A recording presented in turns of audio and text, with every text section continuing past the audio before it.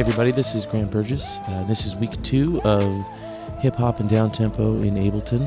We're going to be expanding on some of the things we learned last week, mostly just layering drums. We've got a lot to get through. We're going to look at breakbeats, so that's going to introduce us to stretching and warping, different kinds of samples. So you should have over here, you had week 1 that had these 3 hits. You should have now the week 2 folder, and it's got 4 separate things. So what we're going to do is we're going to get right in, and we're going to layer the snare. So we have our snare from last week, and what we want to do is we want to make that snare a little fuller. We want something a little bit richer. So if you don't have if your drum rack view looks like this, you want to open up your chain list and your input-output thing as well, so that you should be able to see things pretty much exactly like I'm seeing them here. So the first thing that we want to do is we want to take the snare and we want to beef it up. So take this snare layer.wave. It's got kind of a strange sound to it, but it's going to help us out. So go ahead and drag it down into the F1 section.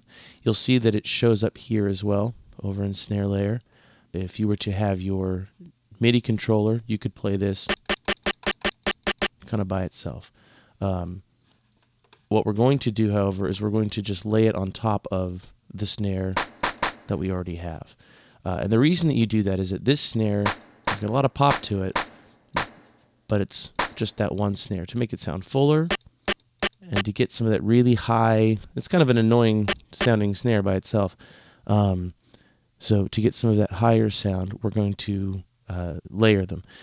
So the way that you do that is when you have your I/O settings open here, the receive button will it basically places notes in. It places your drums in different places. So if you look, it says snare layer here. So this is the same one. If you look here, it says it's receiving F1. If I move it, it says it's receiving F sharp 1. So the way that you get it to sit on top of this is you change your, you go in here into the drop menu and you change it to what this was. Now, if you remember, this was C sharp 1. So let's take our snare layer and we just change it to C sharp 1 right here. So now when you hit this button, you're getting both. And it's kind of hard to hear, but that's the cool thing about layered drums, is that they blend in usually really well. If you do it right, if you pick the right drums, they blend in really well with each other. So I'll mute the snare that we just put on top of that, and you can hear that's the way it sounds. And then once it's layered, it sounds. So there's like just a little bit of an extra sound there. It makes it more interesting. What that does is if we go back into the track that we made here, we've got this snare, and it's the snare that we had the whole time, but you can see it says snare, there's a little slash, and then it says snare layer. And it says it over here as well. And what that's saying is that now, even though this was written before you layered it, now this is included in the track. So let's listen to the track with the layer on it.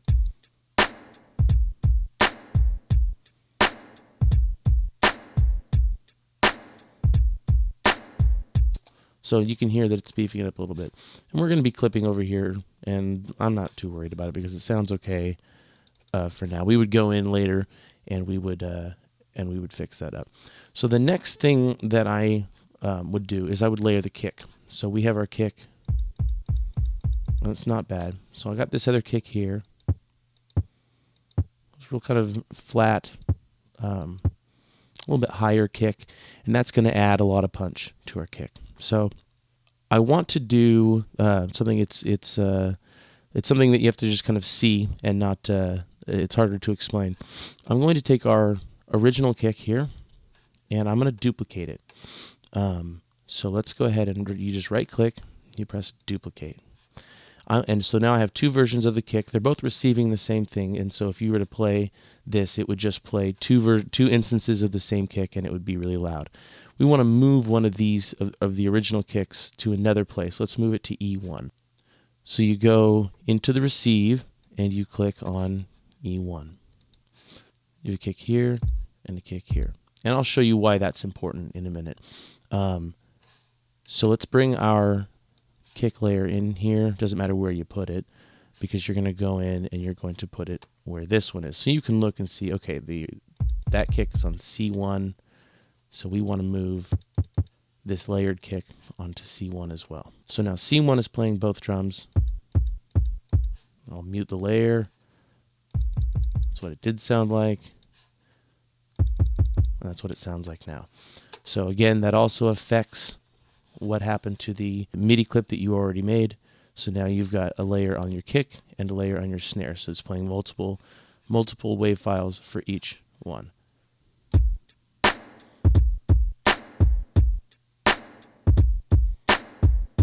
All right, that sounds pretty good. We're getting, at this point, we're getting a lot of clipping. And clipping is just when it's putting out just too much sound. So what I would do is, because I like the original sounds and I want to preserve the original kick and the original snare as much as possible, let's bring the volume of the layered drums down. And when you're in this chain list view, the volume is just right here. So we can bring the volume, and there's a way to affect it over here in the instrument itself. We're not going to worry so much about that. Let's bring the volume of the snare layer down to, I don't know, say -6.2 is fine. And the kick will do about the same amount. Okay, so now, at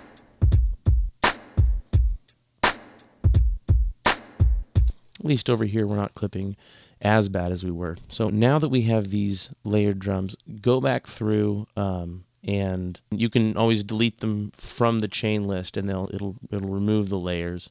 And you'll know that something's layered because you'll see here it says multi, and that's just indicating that there's more than one note coming in to be signaled there. So you can always play around with those. You can delete these and choose a different drum and try different layers. But that's kind of a quick overview on how to navigate this in terms of that. Play around with it a lot, because it takes a little bit of experimentation to really understand what that landscape looks like. So now that we have that figured out, there's a technique that a lot of producers use, and something I like to do a lot, and that is it's kind of layering, but it's not automated like this. So if we go back to our drum pattern, we've got a snare here on 2 and a snare on 4. So what I want to do is I want to make this snare even more complex, even fuller. So I'm going to bring in, I'll go back to my drum rack, I'm going to bring in this tambourine, this little tambourine sound, okay? And you can see over here in the waveform that it doesn't happen right when you hit it, so there's a little bit of a delay. It's very hard to hear because it's very quick, but and we'll go in and I'll show you how to really trim that up in another episode. But for right now, we'll use it. This delay actually might kind of work to our benefit, so we'll let it ride for now. So we'll go back into here, and we're actually just going to write in a tambourine. So now you see it up here. It showed up in our kind of our piano roll. It says tambourine. We're just going to write it in over the second snare, about where the second snare should be. And the length of it really doesn't matter, but I'm doing it so we can see. So now if you listen,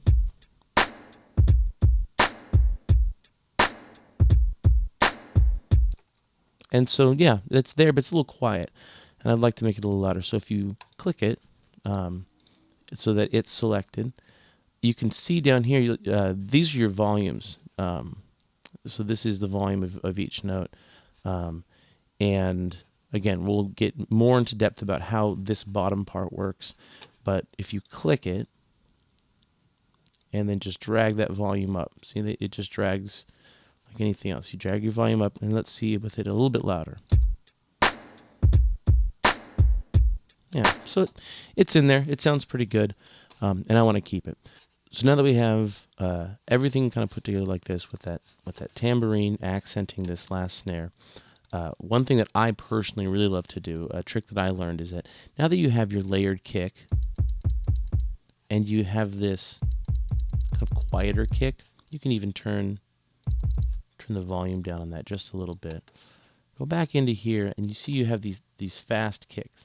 So this kick that is kind of a lead-in for the other kick. What you can do is you can actually drag this up. Try and keep it about where it was. Drag this up to that quieter kick. Now it'll be quiet kick, loud kick, and it adds kind of a little bit of pull to your beat. And it's subtle, so even if you wanted to go in here with the volume and turn it down.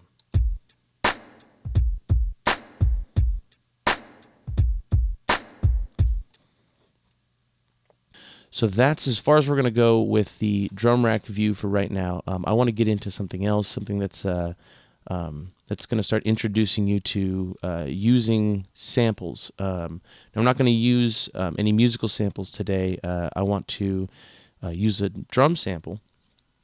I have this breakbeat from Lou Rawls.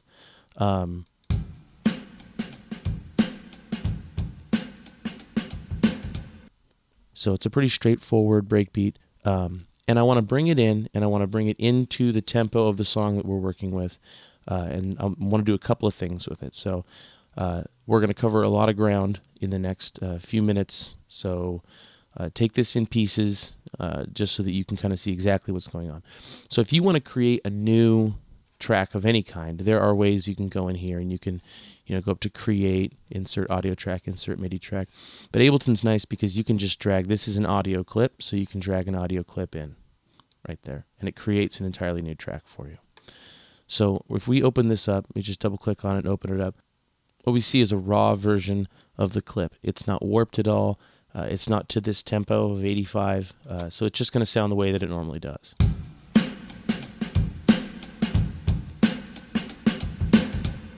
So what we need to do is we need to warp it so that it fits the tempo, and we need to clean it up to make sure that all the drum hits are where we want them. So the first thing that you want to do is you want to come down here to this warp button down here and click it. So now it's warping it, but we haven't really told it exactly what we want to do. Now in this instance, it's kind of already doing what we want it to do, but it often won't. So if you right click and say warp is a 1-bar loop, what it'll do now is it puts a warp marker here and a warp marker here. And what a warp marker does is these little yellow things up top, what they do is they allow you to stretch and to change the tempos of things and to change the placement of notes. So you have a warp marker at the end and one at the beginning, and it should be now to 85. So let's listen.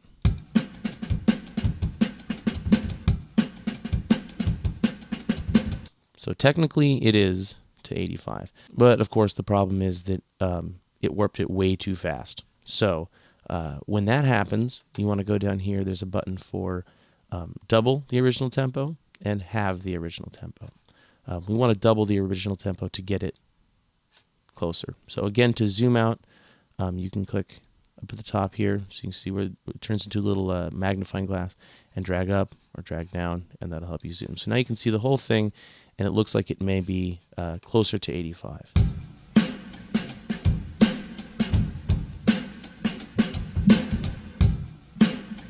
All right, so that's not too bad. Now what we want to do is we want to clean this up. We want to get it as close to on time as possible. Now you can tell it's not on time because you can see this snare right here is not on 1.2. And if you go back to this drum beat, you can see that, oh, the snare is right on 1.2. So that's a pretty good indication that because this was played by hand, there's going to be some human error. Some of that you want to preserve. Some of it's going to be really distracting. So what we want to do is we want to adjust the individual hits to be right where we want them. And so that's going to require some warping or some stretching. There are 6 different algorithms that Ableton gives you to be able to stretch. Beats, tones, and texture. These are kind of older ways of doing it. Some people really utilize these. I don't much. I usually do repitch, complex, or complex pro. In this instance, I'd like to do complex. I do repitch when it's so far off that it'll sound really digital if you stretch it any other way. And repitch is just like slowing a record down. So it'll slow or speed the sample up, but it'll also change the pitch. So we're going to do complex because it's kind of the simplest. So it's just in this drop-down menu, you click on complex, and now you're ready to start stretching. So what I want to do is I want to get in here and I want to take some of these drum hits and I want to get them right where I want them. So you can use your metronome to kind of guide you through this. So let's go back and turn our metronome on. Let's worry about this first snare. And if you see, there's this little triangle up here. It's called the transient. It's something that Ableton does. It tells where the hits are. It can kind of predict them, and it's usually pretty accurate.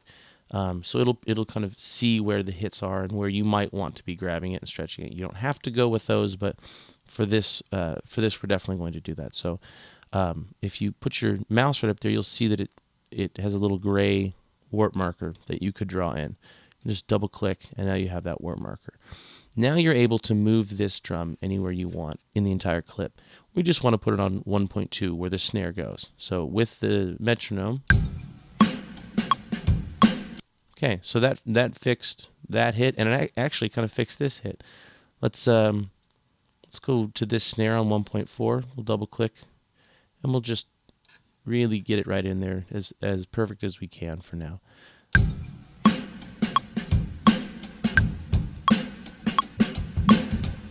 All right, so you can see that this snare here, 2.2, is a little late. So let's set one at 2. This is that kick. Okay, we're just going to go ahead and anchor it there. And the reason we do that is that it was pretty good to begin with, and you don't want to necessarily mess with that. You want to just be able to move this. So let's just move, double-click there. We're going to move this snare back to 2.2.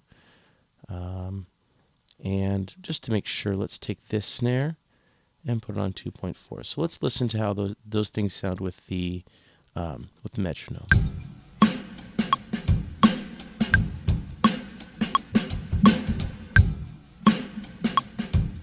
And so not too bad, not too bad. That's about as close as I would need it to be.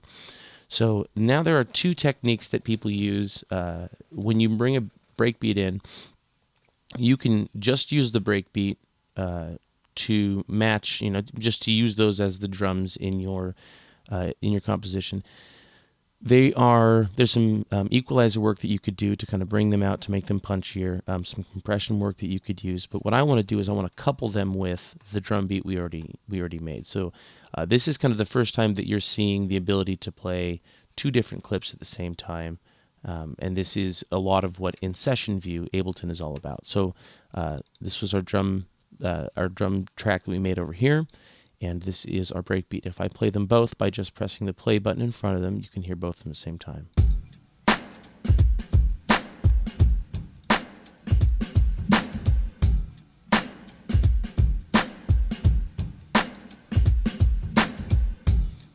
So it kind of adds some different dimensions for sure to our drums.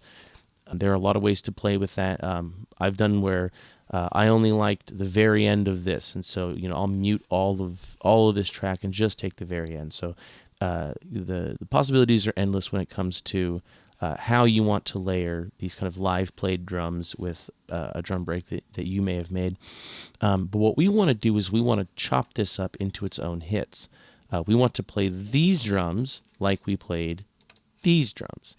And the way you do that is, now that you have everything stretched, everything is in time, what you want to do is you want to tell Ableton that you want this track without the warp markers, but you want it stretched just like this.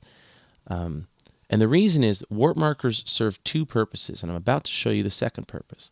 But right now we want these warp markers gone, and we want to have the track sound exactly the way it is. There's like 3 or 4 different ways to do it. The easiest way is this. If you right-click on your clip here, and you press Freeze Track, what that does is it takes the volume you have here, and the volume you have maybe down here, and any audio effects that you may have put in here, anything that you've done to this track, it brings them all together. So if you then right click and say flatten, you have to freeze it first. If you say flatten, now it flattens it and it gets you exactly right here what you had put in. So we're going to right click, crop the sample. So now we just have what we had before, and then if you play it,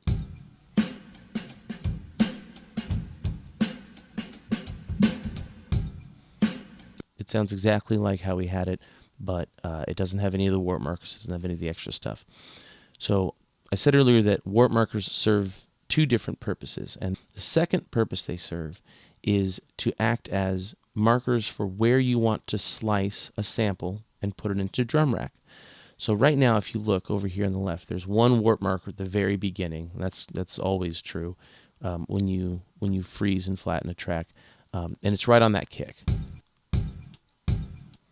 So let's say we want that kick, and we want this snare.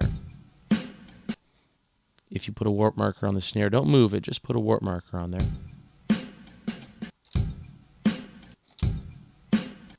Okay, so now we've marked this and we've marked the kick. Now I want a hat as well. And this hat right here is loud and it's pretty clear.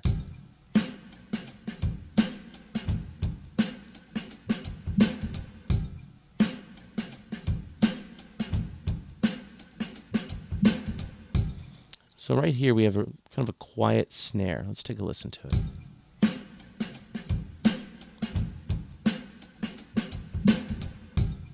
I'm going to take that as well. So we're going to take that. So now we have a kick marked, a snare marked, a hi-hat marked, and then a quiet snare marked. Let's take one more hi-hat just for good measure, so we have a quieter one as well. And now we're going to, now that we have all the pieces of this that we want, we're going to right-click, and we're going to say Slice to New MIDI Track. And it gives us some options. Now I have a preset that allows me to slice things. It's normally used for musical samples, so I would just go to the built-in. And what that does is it slices it to a drum rack for you, and you'll see. So once you have that, up here it says create one slice per warp marker. Now it can be per bar or every half note. I mean, you can a bunch of ways you can do it, but we already set our warp markers to all the hits that we want it to take. So we do the warp marker up here, slicing preset built in, and just press OK. So now we have got a new drum rack. It looks fairly similar to the drum rack that we had before, but it is filled with the drums that we just sliced out of this breakbeat. So let's use this button down here to stop that breakbeat. Let's use this button right here to disarm the drum rack. And let's use this button here to arm the breakbeat drum rack. So now we have got, there's that kick, there's that snare, there's that hat, and it's got some sounds afterwards. There's that other hat right there, and there's that quiet snare. So now we've got this breakbeat torn down into the pieces that we want, but the pieces are a little long. So what we want to do is we want to make it like this drum rack was, and that is that each hit plays as long as the sample is. So the first thing we need to do is if you open up Show Hide Devices, it's right down here. So it's under your Show Hide chain list. Show Hide Devices, open that up, and now you're able to kind of see the samples themselves. And we are going to go into each sample. So that kick sounds good, but if you can hear at the very end, there's a little blip. So we're going to zoom in. We're just going to click and drag down. We're going to see that, oh, a little bit of the snare bled into it. So let's just go ahead and take that off. And you just got to drag and roll that over. And that's going to treat your drum. So now this drum is going to be what we want. Well, still a little bit of a blip. We don't need all that. So the kick's all there. Let's look at this snare. That's pretty good. Now when you first do this, you're going to have to hold the buttons down so that'll play all the way through. So let's take a look at this hat. Well, this hat's got a bunch of stuff after it that we're not necessarily interested in. So if you hold it down, we don't want all those other hits. So we drag this over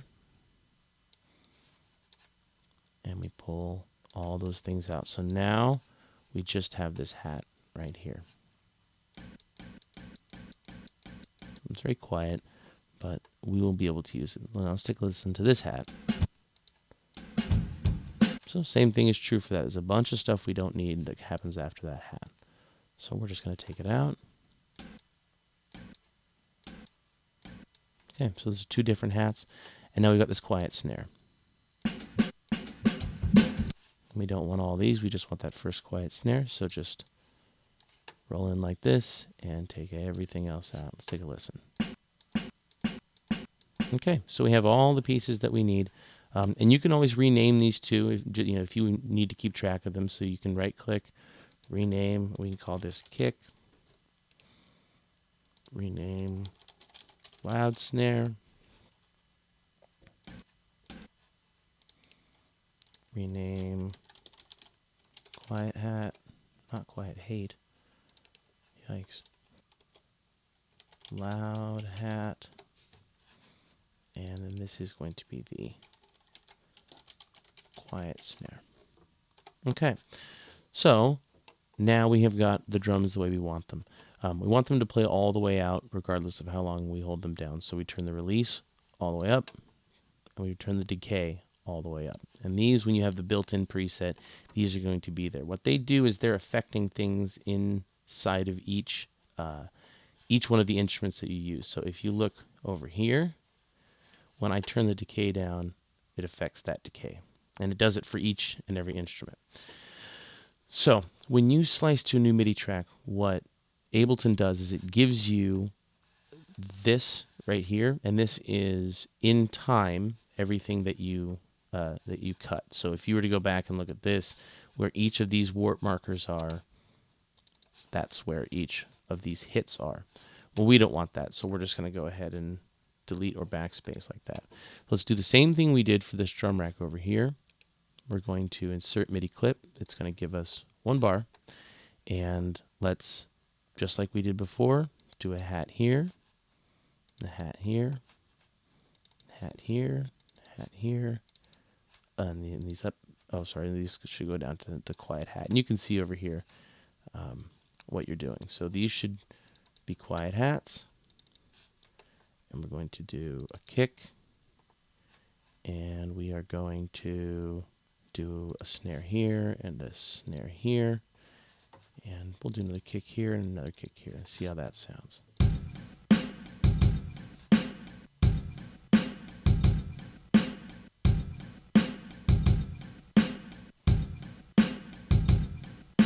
Let's put a quiet snare up there.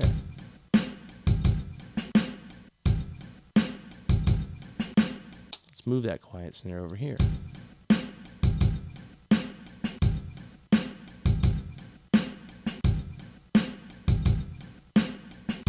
All right, so that's a way that you can break up a breakbeat that you like and chop it up however you want. So I think that was quite a lot to bite off for 1 week. Go through each of these things, particularly the layering and stretching. I know is it's kind of difficult to get used to. Freezing, flattening, all those things. Just kind of practice those. Get very used to them because now that we've gone through how to build drums, it's going to help us tremendously in how to chop samples up and how to arrange them. What we did here with this breakbeat is what we're going to be doing with a lot of samples.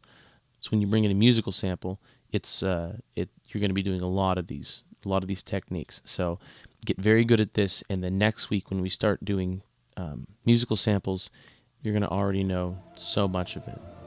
But I think that's it for this week. Good luck, everyone. Peace.